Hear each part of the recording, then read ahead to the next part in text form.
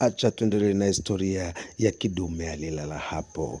Unaambiwa kidume huyo ambaye ni Sharifu mwaka 1828 alivyojenga msikiti wa kwanza kabisa ambao uliojengwa katika jiji la Mzizima, na msikiti huo aliupa jina ya msikiti wa Ijumaa. Na hapo alikozikwa alipapenda kama sehemu ya mapumziko na sehemu ya kubadilishana mawazo, na ndio maana hata baada ya kifo chake, kwa heshima yake, waliamua kumzika hapo, na hapo ndipo walikoanza kuzikwa watu mashuhuri.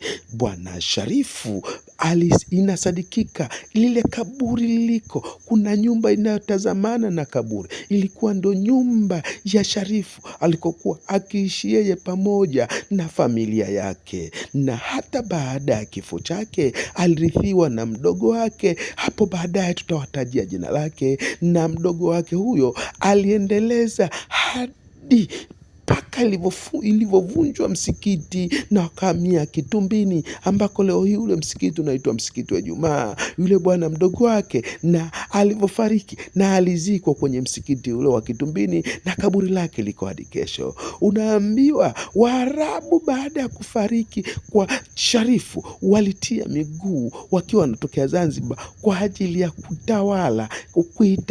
kutawala mji wa Mzizima. Walitawala na walivunja nyumba ya Bwana Sharifu na kujenga ghorofa la kwanza kabisa katika mji wa Mzizima. Ghorofa hilo walitumia Waarabu kuanzia mwaka 1962 hadi mwaka 1985.